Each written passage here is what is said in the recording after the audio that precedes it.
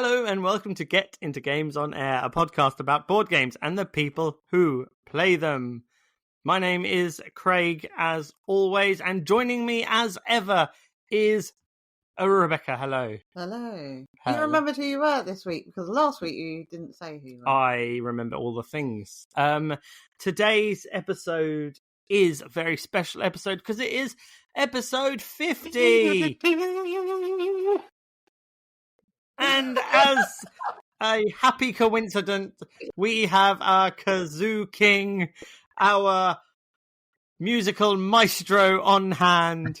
We have the wonderful John from Trywin Games joining us today. Hello! Hello. How are you? I am doing delightfully well. How are you both? Are you both also good? Yes, I enjoyed that vocal warm-up of the kazoo. It was very nice. Wasn't planned. No, it took me a little by surprise. Yes. What also took me a little by surprise was when you were doing the countdown to it actually starting, was the finger gestures about how many seconds were left. But it reminded me of that newsreader that we were talking about when we were watching Eurovision, who ended up swearing on the BBC. That was great. Yeah. But yeah, that was good. So I had that going through my head, and then the kazoo played, and I was like, right, we're getting started. We're getting ready. Yes, we indeed are celebrating our 50th episode, and what better way to celebrate our 50th episode than by getting our first ever guest back on the podcast to talk to him about all things. What's really exciting is, of course, when John was last on the podcast, his game was But a Twinkle in the Eye, a fond memory of thought process. It was like a fetus in his tummy, ready to grow, to bloom into a beautiful, beautiful board game. And now, one whole It's a fully grown child. One whole year later, it's got arms, legs, little face, and it's got a little poo. It is, of course, Can't Go, and it will be available at UKGE. Maybe. It will be at UKGE, yeah. It's been a very odd pregnancy. I've never thought of it in those terms before. I'm not sure whether to be intrigued or disturbed by it, to be honest. But the last time we spoke, it was a very different time, a very different place. Yeah, you didn't even have a date ready for the Kickstarter. That's right. And now that the metaphorical Kickstarter waters have broken. Right. And Please let me get away from this. Yeah, we'll be cutting the cord at UKGE and announcing the presentation to the. Oh my! I needed some sort of unique theme for the launch, right? And now this is it. This is. Yeah, the box is just going to be in a big, encased in a big water balloon. It just pops, spreading over the ground. No, thank you. Oh, Can't Go waters have broken. And it is available for the public. Yeah. Right, I'm leaving now. Okay. And that's all the time we've got. So thanks so much for listening. It's been wonderful. Everybody was eating has just promptly been put off their food. Yeah, why would they be eating? While they're driving their car? Not everybody who listens has to drive the car. Yeah, that's the podcast thing. Does anyone listen to podcasts not driving their car? Yeah, when they're walking or running or sitting, having a cup of tea, eating something. Running? Well, people do running. You listen to the podcast, that's what it is. I've seen they'd have to. They're trying to run away, so they don't have to listen again. Oh, well. What have we been playing? Board games. We had a lovely games day with Neurodicey, didn't we? We did. We played Dead by Daylight. That was fun. Is it Dead by Daylight or Death by Daylight? No. Death. So, John, do you know? No. I was waiting to be informed by you, and seemingly I've got two options now, so there we go. It's based on a computer game. It might be Death. That was quite fun. It was like a one versus many horror survival game. Yeah. We played Food Coma. That was really fun. So you get you I think you'd really like it, John. But you get a takeaway menu kind of thing, and it's about you collect cards and then you have to make food for people, the other players, and then if they eat too much food, then they're out of the game. Ooh. And Yeah. if they eat too many calories, so you've only got 2,000 calories. And everyone's characters are like really stupid. So Dale had a character that was just a fat guy. He could have more calories. I had 20 starving children. So you eat your 2,000 calories, which people are giving to you, and then you turn it over, and you can't have one. If you have one more calorie, you're out of the game. Yeah. But then on the reverse of yours, it said 19 out of 20 starving children. It was very good. Yeah, it was very cute. That was a very fun game. It was very cute. We played Tokaido. Yep. At 4 players. Tokaido's better at 4 than it is at 2. It most certainly is. Mm-hmm. Septima. Septima. Yeah. That's incredible. That's really good. Yeah. Mind Clash game about witches. And there's like these witch hunters that are looking for you, and then so you can't raise your suspicion too much, but you're also trying to cure blindness and spotty hands. Okay. And paralysis. Apparently, the cure for paralysis and blindness is blueberries. Right. Oh yeah. In the game. I thought you were giving us like an actual fun fact, and then I realised. I mean, you're just talking. I mean, it could be. I've Googled on the NHS website the benefits of blueberries, and blindness didn't come up. Some sort of expected tie into Everdell there, is there, with sort of... Is that why Everdell exists? Because they are creating the berries to then cure the world of all its ills? Yeah. That could be actually right. We've been playing Genius Connection from the Happy Puzzle Company. Yep. With the kids. And a couple of Geico games. We've got the Super Decoder and the Slide Puzzle. They're really good fun for taking out and about. What have you been playing, John? So, managed to squeeze in one game in the last 20 days of Happy Mochi, which has been nice. Nice. I played up in Scotland, so I went up there for a little bit to watch some motorbike trials and such. And actually ended up taking a couple of games with us, and that was the only one we got to play. But yeah, it was nice. Obviously easy to set up. Nice kind of weight. Just kind of play it any time, really. It's nice. I like it. Yeah. Cool. But it was good. It was good weather, and you were doing something else. So sometimes it's okay not to play a game, but not in that segment. No. That's the wrong segment to not play a game in.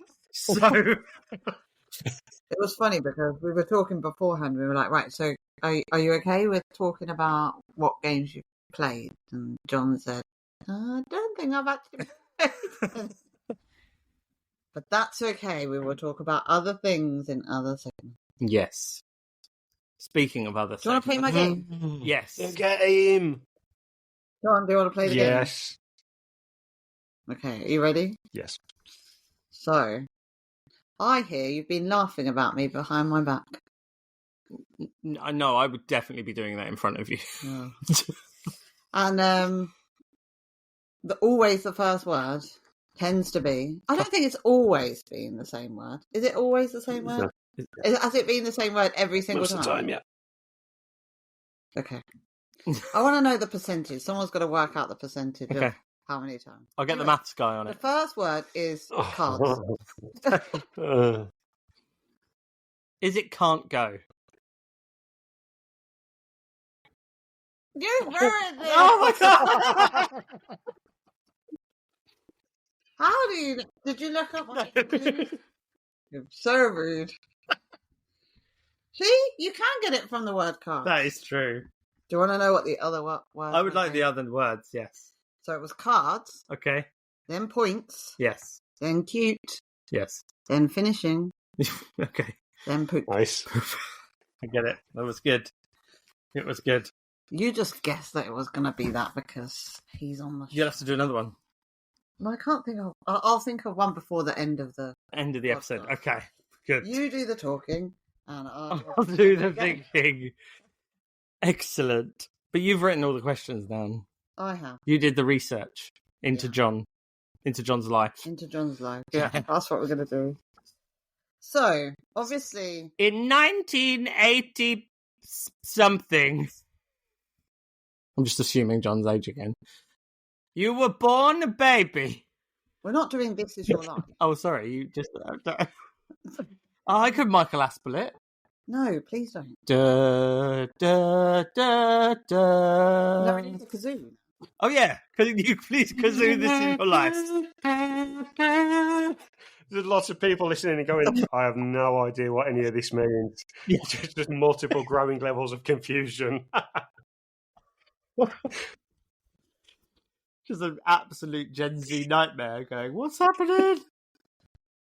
What are you like? Anyway, I thought we talked about UKGE from our point of view. Yes. But it would be interesting to hear from John's point of view, because he goes now he's going as a publisher and game designer to sell his games, but there's a different perspective to kind of the general public just going to UKGE. So I thought we'd maybe discuss some of that. Yes.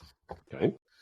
So what is the process like for you attending UKGE? How does it work from the other side? How do you get yourselves involved with it? If anybody's listening who's maybe taking a game or wants to take a game or has accessory business or whatever, wants to go to UKGE and exhibit, how does that side of things work? So the first thing I will say actually is the reason I got to know about UKGE is because it's quite easy for me to forget, is there was a time when I didn't know UKGE existed at all. And my first sort of foray into gaming stuff was through board game cafes. And then from then sort of got into board game design in bits and pieces. And then after about 12 months of sort of having circulated the idea amongst friends and that, one person said, you should demo this at UKGE. And I went, what's that? And they went, there's this like convention in Birmingham that they have. And I'm like, oh, okay, fine. So just went on the website, and it turned out that to have a stand, if it was your first time there, they did like a discounted rate. So did that, and then kind of things unfolded from there. But I think that was the first thing, is that not everyone's aware of it, and sometimes it's easy to think that everybody is aware of it because you know about it, your kind of friends know about it, but there's still lots of people in the gaming community who aren't aware.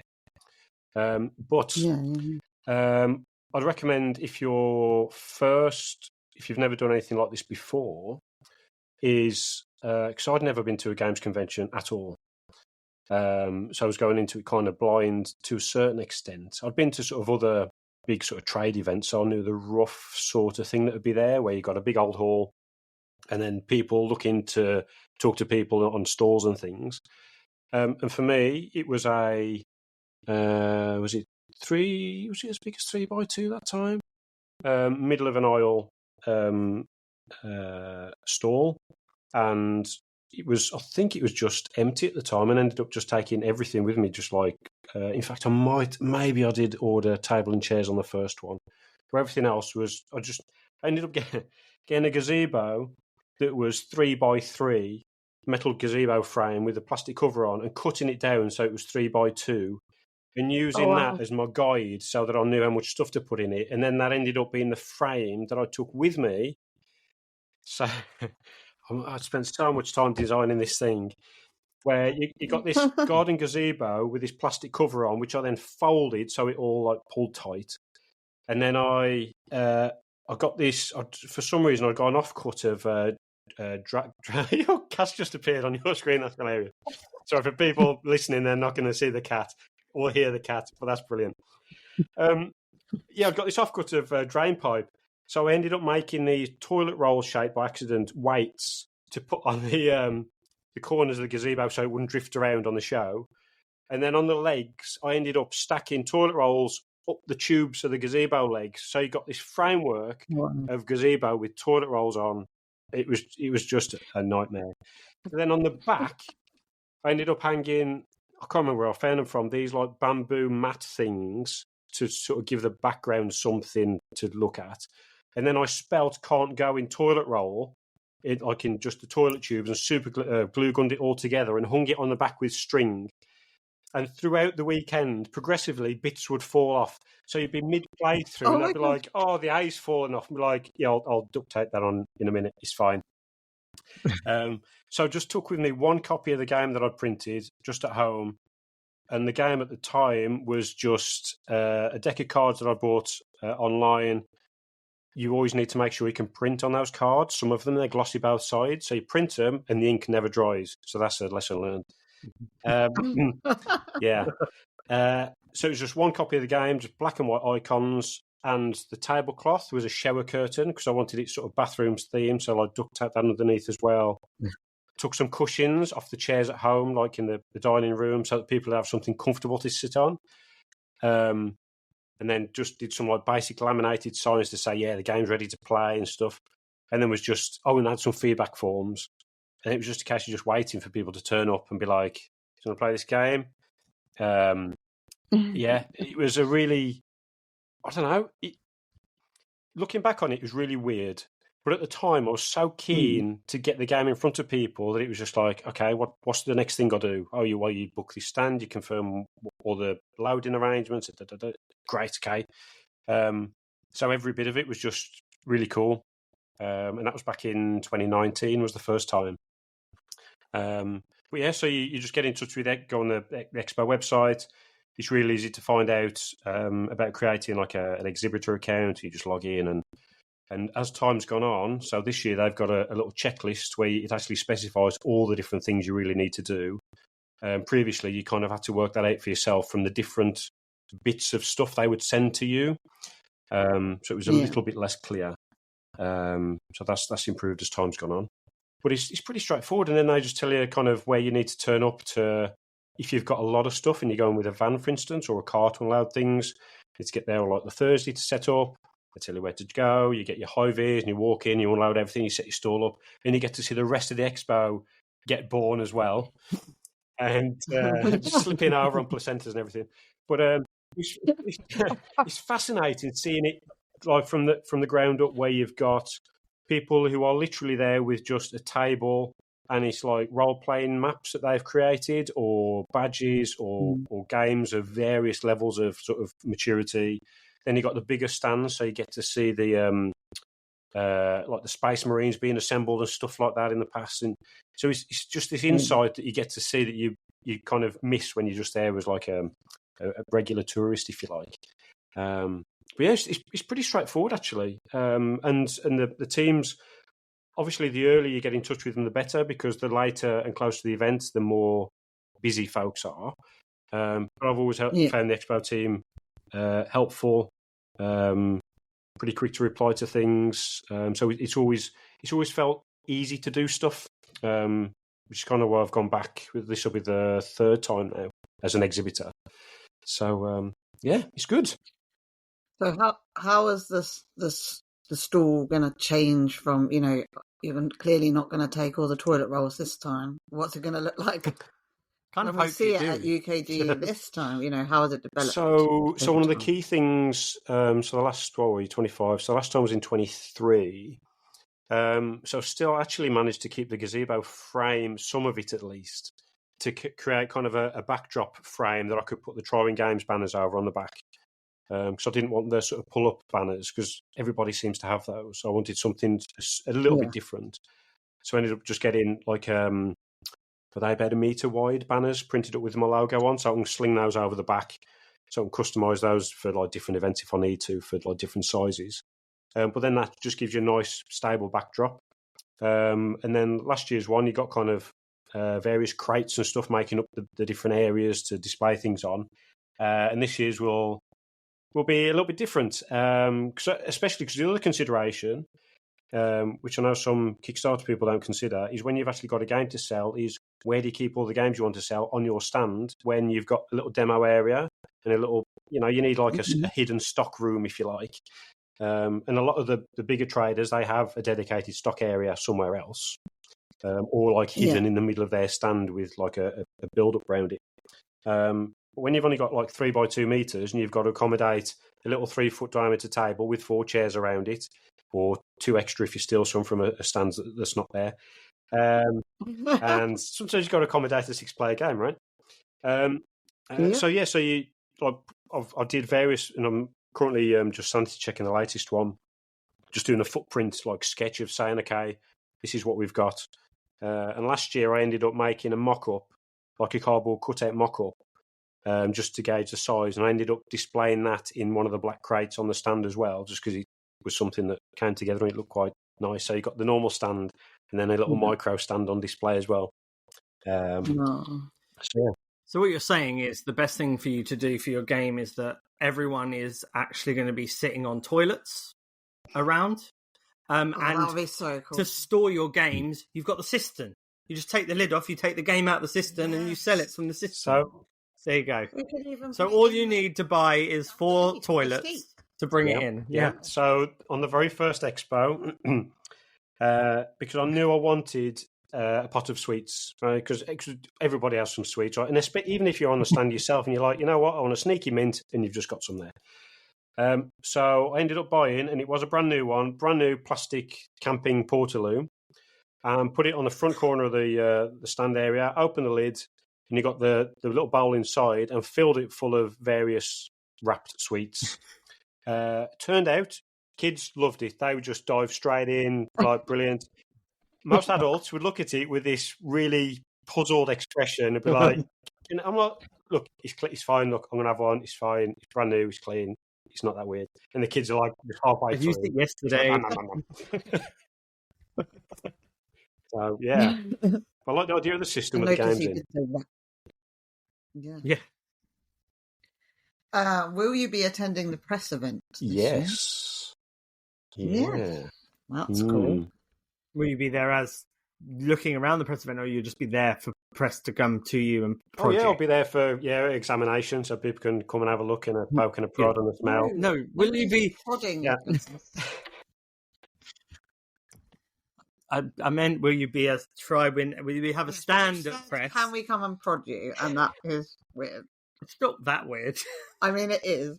I'm expecting a prod now. If I don't get a prod, I'm going to be very disappointed. I'll be very sad, lad. There will always be a prod. It's my first time going to the press event this year. Yeah, so I probably should have told you about the prodding that we have to do. It's a regular ritual. Everybody does it. Yeah. It's mandatory. Yeah. It's all part of the award ceremony. We all have to congratulate everyone by a prod. Wow. Okay. Prod and I will not be anywhere near you at the press event. I'm going off doing my own thing, I feel. Oh, goodness me. So, you're at UKGE. What does your perfect day exhibiting at UKGE look like? So, I think it varies. I learned from the last 2 times exhibiting now that opportunities to eat should be taken as quickly as you can. Because I remember last time usually having a sandwich at about 4-5 o'clock in the afternoon. In my mind, mentally getting ready to have it at about sort of midday-ish, and people would just be on the table, right? Because the people will have their own rhythms. Because you can, especially having been there as a tourist as well, you'll want to time getting food so that you may be missing some of the bigger queues or doing bits and pieces. So there's no general sort of lull in things because things sort of balance out, if you like. And for me, if there's 1, 2, 3, however many people who go, can we just have a sit down? I'm never going to go, you know what? I just need to finish this sandwich and just come back in 5 minutes. There's no way I'm going to do that because I'm there to... It's interesting. So I was listening to your UKGE sort of precursor episode and the mental health one, which I've still got a few minutes to listen on that. But it was really interesting where and I don't know what other exhibitors think, but I'm reminded of I think it was Travis, the band from obviously a little while ago, and they said I think it was Fran Healy, the lead singer. He said, if I've been to a gig and performed, and I come off and I feel like I've got a bit left in me, then I've not done it well enough, right? I need to go out there and give people every single thing I've got because that's what they've paid for, right? They want the best that they can get. And I know it's not quite the same game, but to me, being at the expo is I want people to have the best experience they can with me while they are there, because if they don't, what was the point of any of it, right? And if you're feeling a little bit, hungry and grumbly for a minute, you can put that off for a little while because the opportunity to meet those people at that expo at that moment you're never going to repeat it again. And just to turn them away just on that whim is a bit. I'd find it a bit rich, really.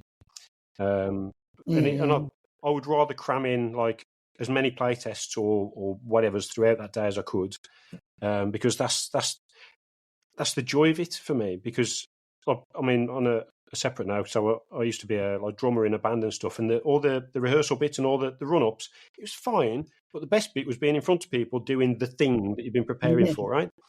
And it's just the same with Expo. So all the prep stuff is fine, but I'd rather kind of be put in a pod, really, and let everyone else do it, and then just turn up at the Expo and go like, yeah, let's do this. Because that's like when the show starts, right? It's the performance bit, if you like. Yeah. So the perfect day I'm getting would be, jam-packed, lots of people visiting your stall, buying games, and lots of playtesting. Yeah, I think... I never did answer your questions. I just went off on a complete random ramble. I think, there's obviously there's the sort of the one side of saying, if you can sell lots of games, and that's a delightful thing. And then the other side is, so I remember doing the exhibiting last time. There were people that I've got photos and videos of playing the game. And the only reason I remember that they played it is because I'd taken the videos. I actually kind of forgot that they were there on the table, because it was just, there's just so much going on when you're there, like looking out for people and just making sure that things on the store are okay and people haven't tripped over something, or just lots of bits and pieces going on. So for me, it's just to kind of just take as much of it in at the time as well, and just enjoy it in that moment, because the time goes really fast. But selling lots of games, lots of play tests, having a nice bustling stand. All of that. So are there any downsides to demonstrating all day, every day? You seem to love it, but is there anything that you've kind of learnt from previous years you think, I won't do that, or that didn't work so well, or, that you've tweaked as you've gone along? So I think if you're looking at it from like a real cold clinical business perspective, the masterstroke is one where your demo takes such a short amount of time that you can fit in loads of them through the day. Because if you've got a game and it takes like 2 hours to demo, then you're only going to get a few of those in a day. So to, again, using the kind of marketing speak, to convert those people from somebody sat there into somebody buying the game, you're not going to get through the people fast enough. And there's that balance between giving somebody a nice experience and just hurriedly rushing through the thing going, look, I'm not really interested in talking to you about this. I just want your money. And for me, I'd rather somebody have a nice kind of... This doesn't sound the right thing to say with my theme of game, which is toilet themed. But I'd rather somebody have a nice warm feeling about the game and then buy the game. And if they want their own warm feeling later, that's fine. But I'd rather them feel like comfortable about it, right? Rather than just feeling pressured into a buy. But in terms of just general play testing, I think there's definitely a knack of... So I actually did it last time where I recorded myself doing the sort of intro to the game, because before the expo I wrote kind of some crib notes, if you like, of how to explain the game. And by the end of the expo, I got into a nice rhythm where it still sounded natural, but it covered everything.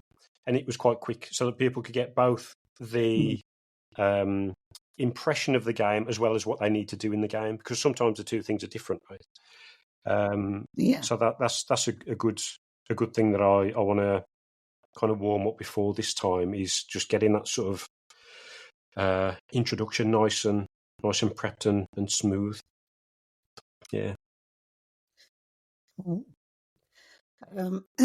Do you plan on having any downtime at UKGE? Have you got any plans to, meet up with people and play games, or is it solely, focused on your stall? And it'll be the stalls from memory, because I've not actually checked this year's opening times. I think it's still 9 till 6 on Friday and Saturday, and then finishing around 4 on the Sunday, something like that. I do need to check that, obviously. But usually afterwards, there'll be either a bit of open gaming time and then eating, or eating then open gaming time. It's nice to mix with people I know and people I don't know at the end of the day, going, what have you discovered? How are you finding things? It's just nice to be in that sort of... There's a weird, like, expo bustle, like a background noise thing where when you're in it, you're just in that environment of all this hubbub going on, which I find really cool. Yeah. So still going into the open gaming either, whether it's at the expo itself or like the hotels, like on the site as well. It's nice just to be in that mix and seeing what people have discovered. And I remember, when was it? I think it was the last time. So the last exhibitor time, when there were people in the Hilton, other hotels are available, but not in the area doing open gaming, I think. Anyway, and ended up, there were different people I knew as we'd walk through to find a place to play. There were other people I bumped into who I'd not seen at the expo at all. So through the evening, you'd like walk back through, and in that walk, you'd see all the games that people were setting up. And it's really lovely at the expo where if somebody's setting up or in the middle of a game, you're like, what's this, if you don't mind? And they're like, oh, it's this so-and-so, and we're doing this, we're trying to defeat that, or we're trying to build this, or like, oh, nice.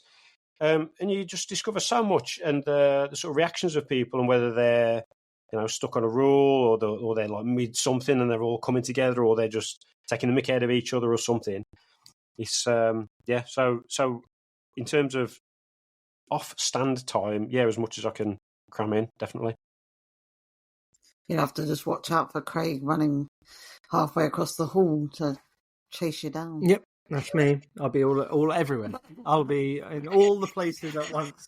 But I think like you hit the nail on the head. Like with when you are just bumping into anyone, everyone is just open to talking about anything, and it like you can be complete strangers or you've met once in a blue moon or whatever, but you can just be like, oh hi, what were you doing? And everyone's really welcoming and open, and I think that just is why the whole event, like UKGE in general, whether you're a publisher on a stand or whether you're a punter walking around seeing all the stands and talking to everyone, I think everyone is on that same kind of, you're all there because you love board games and you're enjoying that, and that's where your kind of personality is and what you want to talk about, and it's just a really lovely place.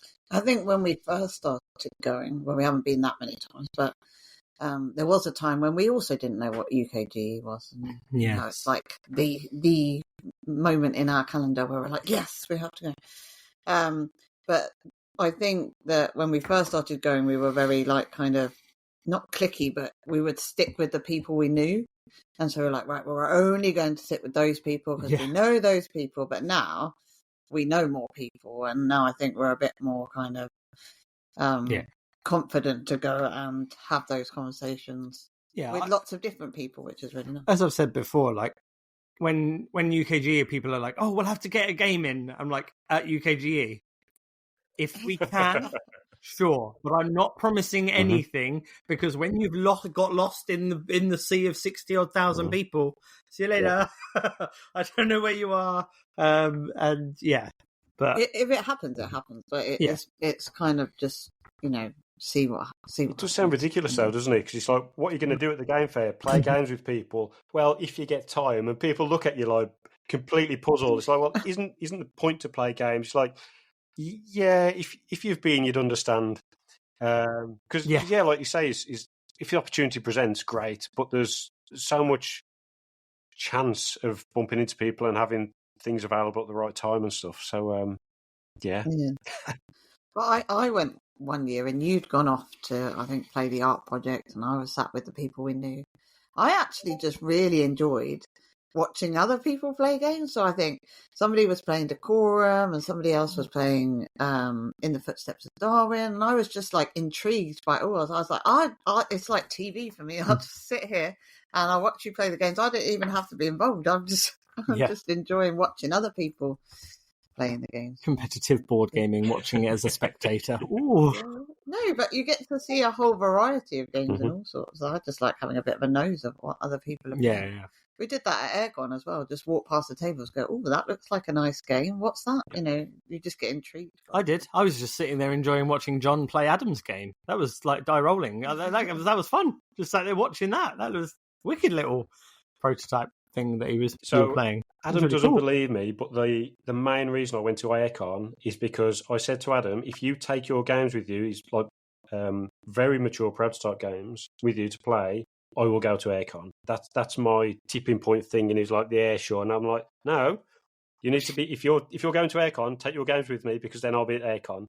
And he went to Aircon, and then so did I, and we played both of his games, and it was brilliant. It was really fantastic. So yes, and then we got that in. I was going to say in writing. It's not in writing. It's recorded now as a real thing. The real reason for Aircon visit. Yeah. So your game is going to be available to buy, and you are demoing it. But just talk us through a little bit because of like how it's gone from game design to it's being delivered to your house very soon, and available. Just talk us through a little bit about the process. I'm sure there's loads to fetus to baby. No. So it does take take longer than 9 months. General gist. Yeah, general gist. So yeah, well, there was a bird and a bee.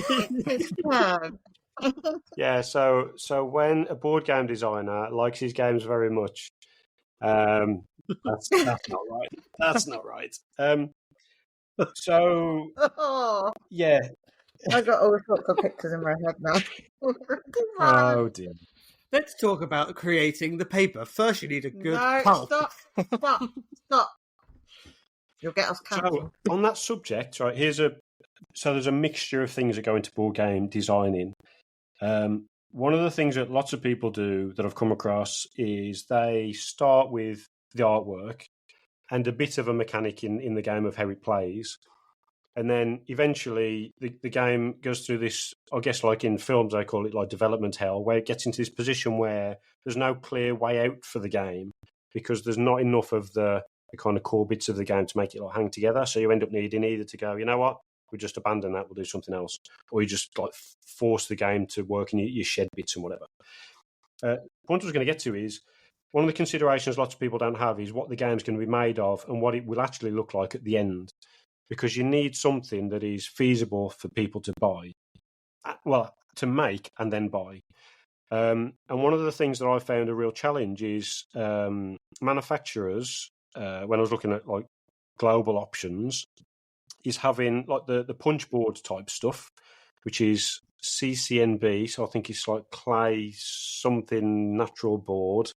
I can't remember what the other C is, which is a special type of board, which in board gaming is everywhere. So you would assume that that's quite a common product.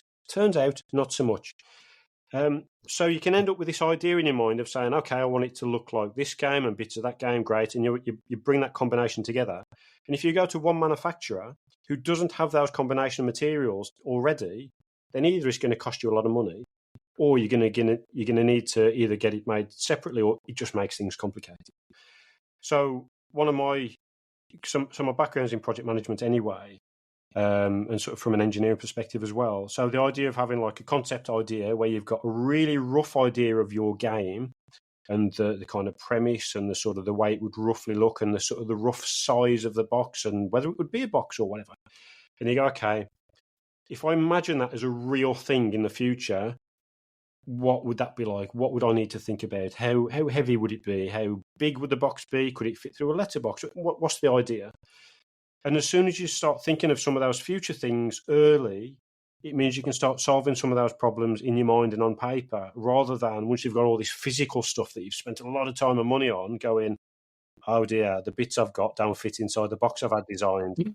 This is a problem. And you go, this isn't great. So the further down the road you can look, the better. So the basic sort of cycle, I guess, for me was having a core of a game that I felt comfortable enough hung together as a game, and had just bare basic icons on it for just to function, really. And then from that, it was like, okay, I feel this is worth making like a next step of investment in. So then I got a proper artist involved, proper real human artist. And she did all the artwork for the cards and things like that. And then started progressing it more of saying, okay, now I've got the artwork, now I can see how it looks. What are the other details that we need? So I was doing all the rule book and making sure that all flowed, and making sure it wasn't too unwieldy for the type of game it is. And some of the things you don't necessarily expect is having like a word limit to describe a particular action in the game, because you don't have any more room on that page. And if you go over that page, you need to have a brand new 4-side spread of pages, right? Because you can't just insert one page in the rule book. Because as soon as you've got one page, it's a fold in the middle, and it's like, okay. So there's lots of these little sort of boundaries you can encounter as you go through. But it's the nice thing is there's loads of other board games available that you can just look at and go, I imagine my game is most similar to this one. And you could have a look at it and go, well, what's in it? And you get the rulebook open and you start looking at it and looking how the edges are cut and how sharp, like how square things are, how many colours they use, whether you can work out who the manufacturer is and stuff like that. And then you come into things like quality compliance. So you'll have things like CE marking or UKGE marking, or the ASTM standards for America and other ones, and getting your game quality tested. So when it's made, they'll send some off to a laboratory and they'll set fire to them and cut them up and do all things to say all the materials will stay on the cards as expected, because the last thing you want is somebody to lick it and they get loads of lead or something from it.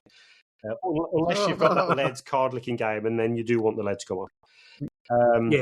But it's just useful to kind of look down as far the road as you can, just keep as much of a useful plan as you can, so that you keep the stuff out of your head, so that it's in front of you, because there's only so much kind of head capacity. And then looking around at other games. I mean, if there's a way, for instance, of like looking at other games without buying them and just getting a flavour of them, so you could use them and to inform your game, that'd be quite a useful service. I don't know if anybody does that sort of service. Did I just do a segue that you've just not picked up on? Oh my gosh! Oh my life! What's gone on? You'll have to start paying him. He's not ready for it. He wasn't expecting it. I love it. Come on, Craig. Here it comes, folks. Get ready. Wow. Get ready, folks. Here it comes. I think we need the kazoo. The kazoo. Okay. This is already Our sponsor for this podcast is Shirts and Merch. That's got nothing to do with renting board games, but it's got everything to do with going to games night in absolute style. If you want to look your best when you're playing your board games, why don't you head to Shirts and Merch? They sell incredible merchandise that is all super eco-friendly, super comfortable, and lasts wash after wash. It is a wonderful company that we endorse highly. They make our merch for us as well. They're an incredible brand. And we're getting smashed merch. Yes, we're going to get their broken stuff well with holes in. No, we're getting our logo. Our new designed logo. Yes, we're getting our new logo on merch ready for UKGE, which is very exciting, and maybe on a couple of badges, which we may have a very exciting announcement for those. We might do that. I might do that later. I might do that today. Ooh. I might do that. That's what I'm going to do towards the end of this podcast. I'm going to mention that. But before I mention that, I'm going to mention that people might want to rent board games instead of buying them. Because did you know there's a company called Rent, Shuffle and Roll? Rent, Shuffle and Roll lets you rent board games and try board games before you buy board games. Now, if you see a board game at UKGE like Can't Go and go, I don't know if I want to buy it, and John's so busy and he's got no time, he might go, you might want to go to Rent, Shuffle and Roll and rent Can't Go. You can't, because it's not there yet. But potentially down the line, it would be there, then you can rent it. And the good thing about Rent, Shuffle and Roll is if you use code GITG50, that's GITG50, that's Get Into Games 50, in case you didn't realise, that will give you 50% off your first month's rental with Rent, Shuffle and Roll. Professional. Nice. I think it could have been better. I think you needed to do it the other way around. I think you missed the trick there, didn't you? If you'd like to rent games from Roll, Shuffle and Rent, why would I do it backwards? That's not even the website. Rent, Shuffle and Roll.co.uk. I mean, you were sleeping on the job, GITG50. You weren't paying. I did. No. It was very good. I'll have you know. Anyway, back to more sensible things. The rule book. So I put down to ask you about the rule book. Is it quite difficult? You know, you created the game, you know how you want it to play. Is it then quite difficult to kind of put that down on paper so that other people understand when you're not there? So the game. So before I showed the rulebook to anybody, it had already gone through, I think, 13 or 14 different iterations. Because one thing that I found was really helpful was, because there's lots of things to sort of finish off in a game, is you write the rules down and then just leave it for a day or so, and then come back to it and then read them fresh and go, does this still make sense? Because sometimes you'll write a rule down and it's based on assumptions in your head that you've made based on something that you've not written down.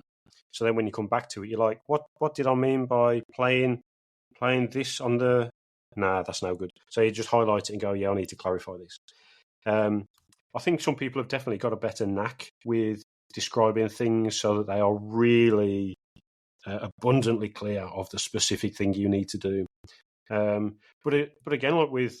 I was going to say professional board games. I'm a professional as well, you know. You are. With other games, there'll be like rules checks and people will be on whichever board game website they want to be on going, can we just check how you interpret this rule? What does this mean? And sometimes it will be deliberately left open because it's for you to work out as players how you resolve a particular open door thing. And sometimes it's just, a loophole that they've not closed or whatever. So it's variable, I'd say. Yeah. When did you start writing a rule book in the design process? Did you have just rough notes, or did you think this is worth rules and then change it? Was it play the game mechanically and then make a rule book, or was it rules, game, rules, game? So I started both with rules and game bits in one. So I had like an A4 page where I sketched out the types of cards that I'd have, and then the kind of gist of play, because I needed to... This is just like maybe the engineering background, but I wanted to control the development of it, so I knew which version I was playing with. Because, so for instance, the very first version, it just had one cubicle and then the bits of the game. And it quickly turned out that one cubicle wasn't going to work. So then it was a case of saying, well, it's going to be greater than one. What's the number? So then depending on what the other cubicles were and how they worked, there'd be different rules with them. So you just make a quick note of saying, okay, version 1, one cubicle, but pros and cons of this. Okay, shelve that. Version 2 is going to look like this. So for me, it was like right from the outset, really. More for my own recollection of stuff, rather than it just being in my head of saying, okay, this is where I've got to with it. If I end up leaving this for a period of time, at least when I come back to it, I know where I got to and I can just carry on again, rather than having to kind of trawl the grade matter and going, did I have this there? Was it one player? How did we start again? I don't know. How many points was it? So for me it was right from the get-go. It's probably what we need to do. Probably. We do have an idea for a game. We have created some bits and pieces for the game, but we haven't written any rules for the game. Show the listeners what you've got. Wow, that's amazing. They're not going to believe this. That is spectacular. That they are missing a treat not being able to see this. No. Yeah. You're missing out on our pulp. We have done something that he said, which was we've just got a little... I use my label I think that's a nice touch. And just put a little, thing on it. No artwork at the minute, just a little label. I've got the artwork in my head. I know what it looks like. So I look at these blank cards and go, yeah, I see that. Yeah. I see that. That definitely looks like a narcoleptic seagull. I think we've gone mechanic first, game first, and then we'll work out what it looks like later. Yeah. But yeah, I'm taking tips. I think if you've got a good enough mechanism, if you like, so the way the game actually holds together is... So for the other games I've kind of been sketching out, is I've tried to separate the theme bit from the mechanic, because sometimes, like with other games that I've had sort of on the back burner, is I've got so absorbed in the theme of it that it's become more of a problem. So I've kind of kept the theme aside and gone, okay, this is what I like about that theme. Okay, fine. But this is the actual mechanism of the game, and sometimes the mechanic lends itself to looking a different way and having a totally different theme. But if you're so wedded between the two all the time, then that can sometimes be a hindrance. So to me, starting with the mechanism first sounds properly the way to go. So what was the most interesting part of the process for you? The bit that really, was like, yes, I really enjoyed that bit. That's a really good question. Being really boring, right? Is I'd imagined what each bit would kind of look like before it had happened, and going through each stage. And this will sound really like taking the joy out of everything, but going through each stage was it's not been super easy, but it's not been horrendous at all. And there's been sort of lots of prep to make each stage kind of work as well as it could. But because most of it was kind of predetermined, I kind of knew what to expect. So when it turned up, you're like, cool, now let's do the next thing. And lots of people have been like, oh, aren't you really excited you've got this bit or that? And I'm like, well, until I've got the actual finished game in front of somebody who's bought it, then they've posted a review saying we really like this, or there's something quirky about it or whatever. To me, that's when it's journeyed all the way from my head into somebody's like living room, and it's given them an experience, a positive experience that they'd never had before. That to me is the ultimate sort of goal of it. But I think the first bit was after going to the expo the very first time, and like I say, the game was just black and white icons. There's a lady there who was demoed the game, Emily Sargentson. She said, "Oh, have you thought about kawaii as the theme?" So then that was like, nope. So then I had a look on the old Instagram for an artist and found Sinner, based in Denmark. And the first time she sent me her interpretation of my artwork, I was like, holy crap, this is like somebody's taken my ugly sketch and turned it into something that I almost don't recognise, because it looks. I'm really proud of how the artwork's. The artwork's nothing to do with me, right? It's somebody else's. But I look at that going, I wish I could draw that. And I think that was the first time really of going, this is really cool. And I think from then, that was a make or break, I suppose, in my mind a little bit, by going, if it doesn't look right, I'm not going to want to ask people to play it. And it just had this like vibe of the fun and the quirkiness and the cuteness of it, and the sort of credibility of it as well, by the way the art looks. And I was like, this encapsulates everything. There was no way I could have done this. So I think that's been the biggest highlight, I guess, from the sort of behind the scenes bit. But apart from that, just getting it in front of people in the various stages it's been, and seeing people enjoy the game and just laugh hysterically, and that's been fantastic too. So, what was the most difficult part of the process, getting it to production? Probably just because of events beyond my control. Was having gone to the expo in 2019, I was in a stage then where I was like, okay, this could be like a credible thing. Let's tip it into getting all the artwork done and getting the rules like properly formalised and stuff. So I thought, right, I've got the ability to do a basic card deck myself. I made sweet corn out of polymer modelling clay. I made like 40 of them for some reason. Ended up getting like an empty aspirin or ibuprofen like plastic tab thing.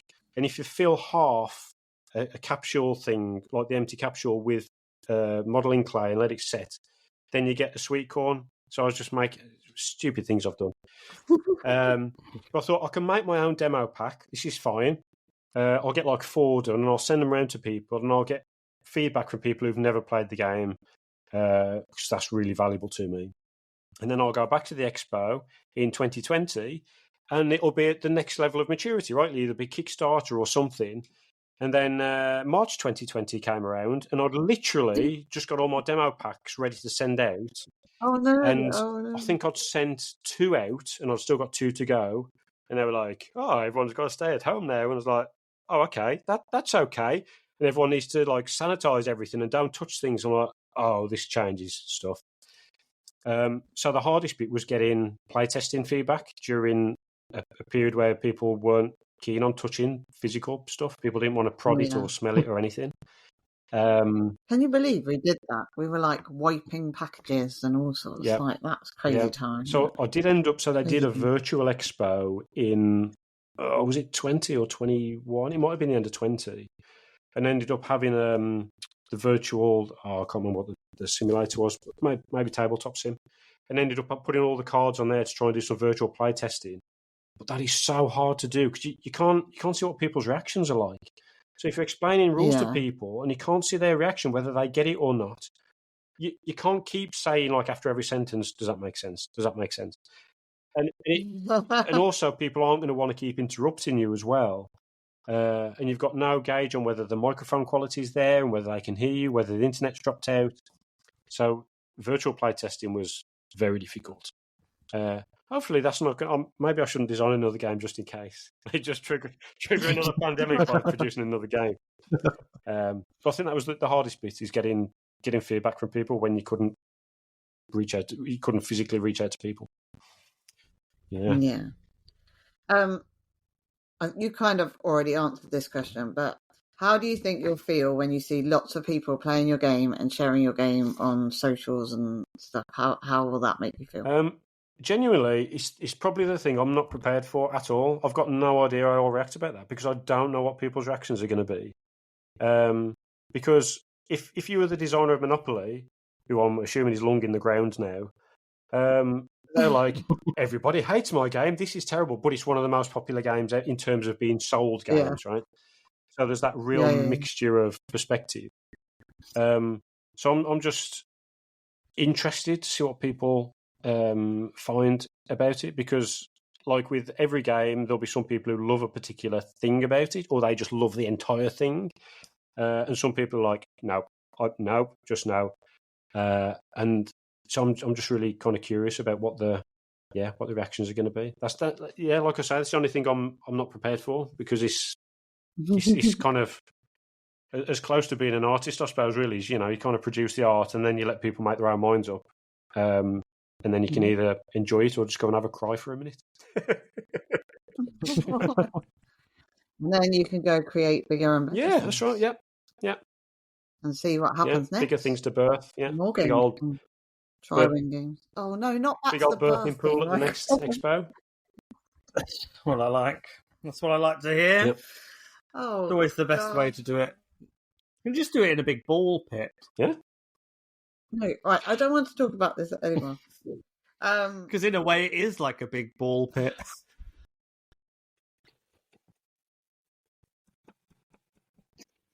Seeing your reactions to this is brilliant. The listeners are missing out. I'm glad no one else is. It's a really good audio medium for this. It really is. Yeah. Will you be having any new shiny prototypey test playing situations at your stand? Have you got anything new in line that you might be showing off at your stand? So at the moment, I can't say. There might. Oh, a sequel game called Can't Say. Oh, no! Coffee rumbles. Darn it. Yeah. Yeah. Possibly. We'll see. Ooh. We'll see. That's cool. That's I exciting. mean, we'll obviously have spots in the box there because, who doesn't love playing spots in the box? Is there something in that box? Will there be something in it at UKGE that people have to guess what it is? Yeah. Is there something in there now? Is it the thing that's going to be in there at UKGE? And is it spots? No, it's not the game spots. No, you can hear it's not spots. So this proves that spots is never in that box. I don't think John owns spots. He does. We've seen that before.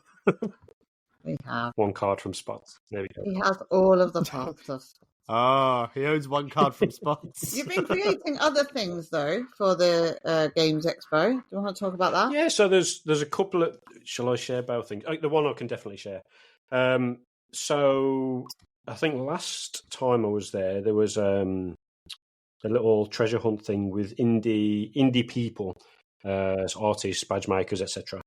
A lot of crafters, a lot of solo RPG people as well. And I thought it'd be quite nice to do an equivalent with independent game designers. So I've come up with a little A4 map that folds into a little trifold. I tell you what, that's almost on brand as well. Trywin trifold. A little trifold A4 brochure. That was accidental. With a little map of some of the designers that I've kind of met along the way that I would recommend to people. And rather than me list it off to everybody, I'm going to say, these are the people I'd recommend, and hand them. They can hear that piece of paper. Nice. Hand them one of these and say, check these folks out. You'll enjoy it. And then there's other favourites in there. I'm sure some merch get a mention on there as well. Other independent types. So I think sometimes it's just nice where you go there and you do have some expectations, but sometimes it's nice to go, didn't think of checking these guys out. Let's have a look. Just stumble upon something you might not have. And then there is another little thing that's there, which I don't know whether to share too much of it, but you can't keep us hanging. I will show you, and this will be available to collect. Can you read that on your? Avid listeners, I'm holding a thing that is the size of a bookmark, and it could serve the purpose of a bookmark, but it is not a bookmark. So you'll have to come over to the stand over at Hall 4. Stand 206 and find out what the little thing is. I want to know what that is. Cool, exciting stuff. Do you want to talk about what we're doing? What are you doing? Yes, I'm not going. I've just decided. I've come to the decision. I get to go all by myself. This is fantastic. So we are doing. So we are printing badges. We never do badges. We've decided to do badges. We're going to find badges on the side of the road. Normally, badges. No, we're going to print. We've printed off some badges, haven't we? Yeah.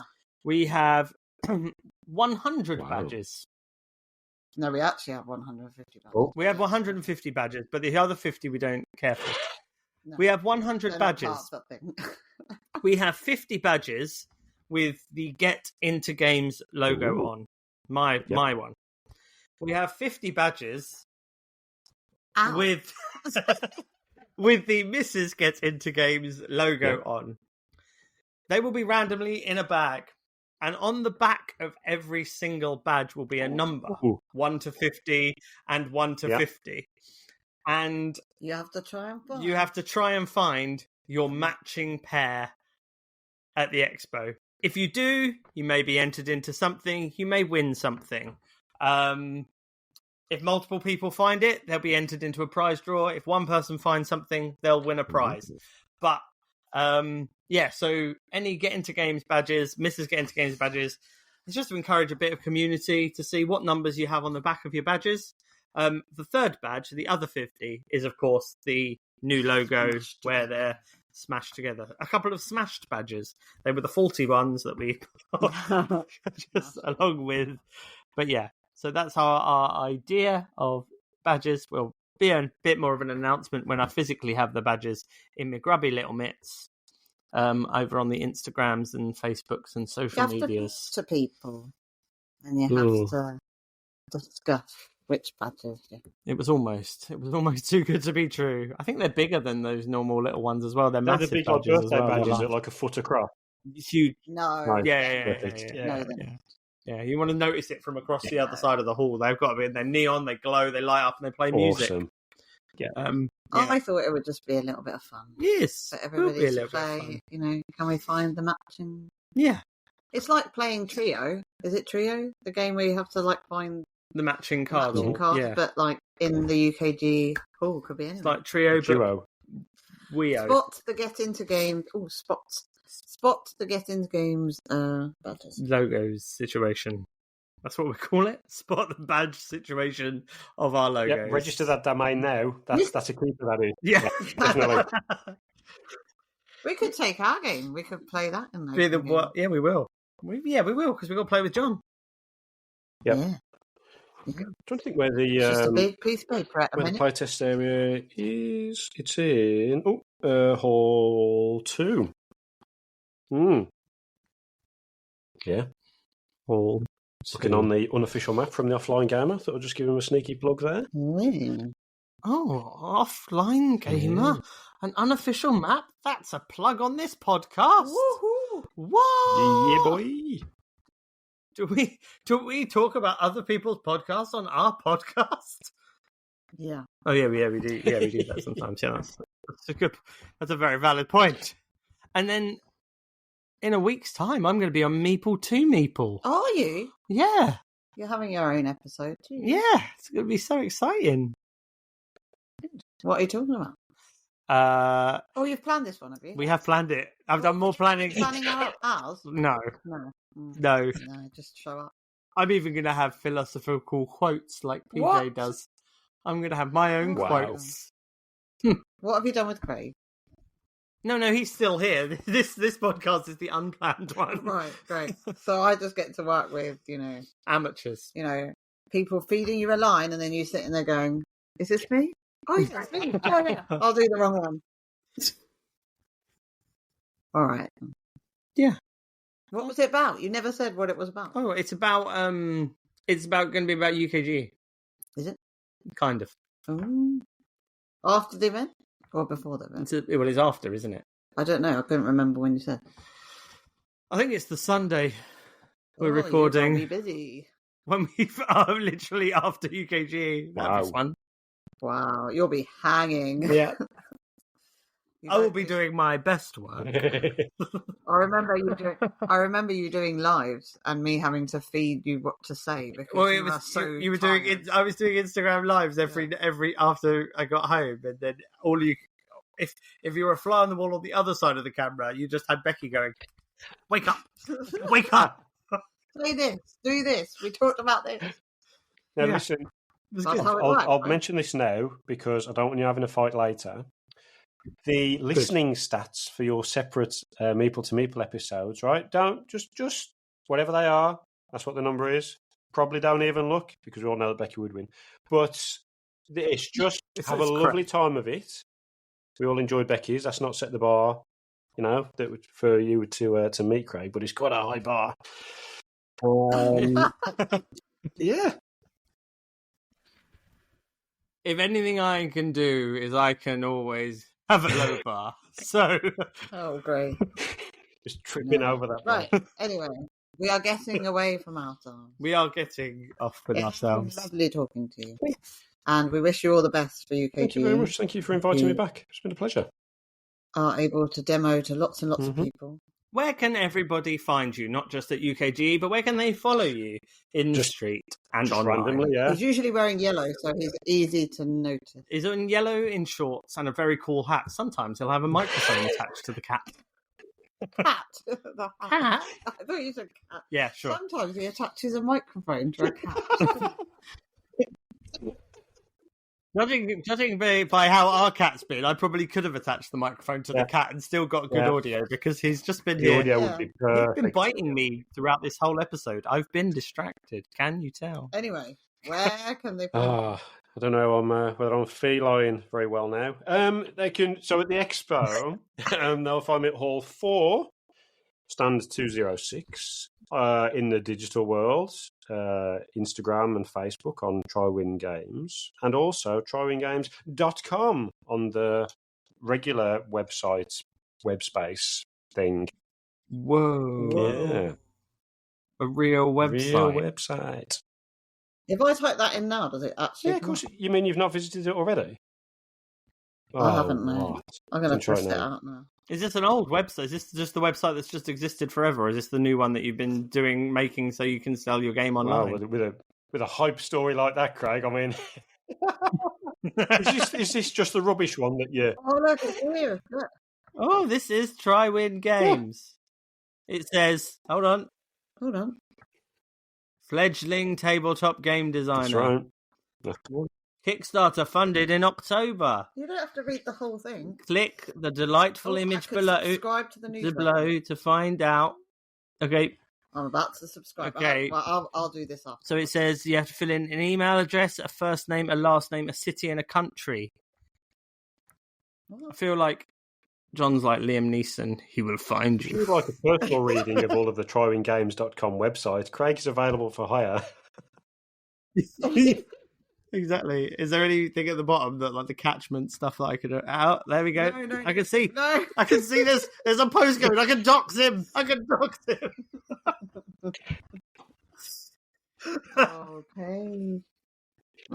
Anyway, I didn't even know we were internet calling Dubai. Wow, I didn't even know he lived in Dubai. Trywin Games HQ, global headquarters.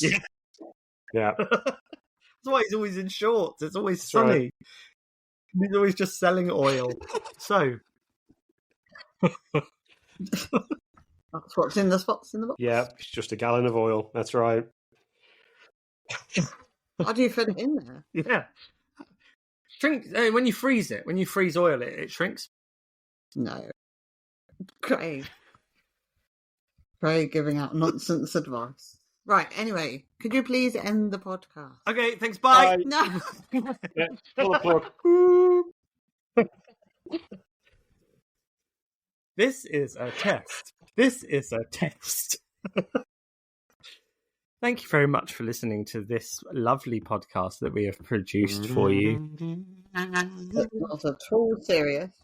The end. Very silly. And now, the end is near. And so I face my final curtain. Wow. Thank you for listening to 50 episodes of Get Into Games on Air. If you have listened to 50 episodes, if you've not listened to 50 episodes of Get Into Games on Air, you've got some catching up to do. There's actually 53 episodes on Spotify. Not the point. This is episode 50 officially. Thank you. Craig numbers his episode by half. No, because there were some bonus episodes. And you know me, when it comes to a bonus episode, I do enjoy them. Thanks for listening to this episode of the podcast. Make sure you are following John at Trywin Games on all of the socials, and you're finding him, John, that one, at in Hall 4, table Peugeot 206. In there and play all the game and buy it from the cistern that he'll be storing them in. And thanks for listening. Thanks for giving us a 5-star review, because I feel this episode is 5-star worthy. And John, as tradition for those people who are brave enough to get to this point of the podcast, we often tell them to do a hashtag. I will allow, because you're a lovely guest, you can tell everyone where to use this hashtag and what to say. It can be on the post for this, or it can be on someone else's post. It can be on a post on your account. It could be anywhere you like on the internet. That's a heck of a thing to drop in right at the end with no prep. I mean, that is amazing. Like scrabbling like a dog on lino at the minute for something that's clever and witty. We often the other day I had Neurodicey messaging me going, why are people writing this on my account, and does it have something to do with you? Yes. Okay, so you're going to be doing a post. What did you say you're going to do a post about straight after this episode about? You said you're going to do an immediate post to share something. Oh no, we should all remember what this is. We were literally talking about it. Badges. Well, we'll do the badges when we get the badges. Yeah. That's no. This episode will be the next post that I do. Okay. For the post for this podcast, it will be #banana. #banana. That's it. Yeah. Okay. So if you could manage to get this far, just write #banana on the post. Then we know you've been listening. We're always listening. And we're listening to you. Shh. Creepy. So thank you very much for listening to this episode of the podcast, and as always, get into John. No, we've talked about this before. Oh, okay, I'm sorry. Get out of John. And then slide back in.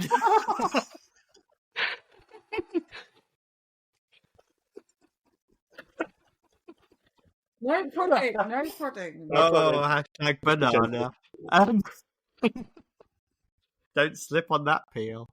Thank you very much for listening to this episode of Get Into Games on Air. There will be another, and it will be episode 51, I promise.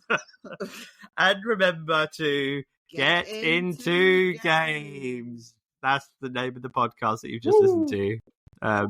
Cool. So can cancel it. Yeah. I should probably stop recording, I guess. Thanks for listening. Bye. She's going to press the button. Ah!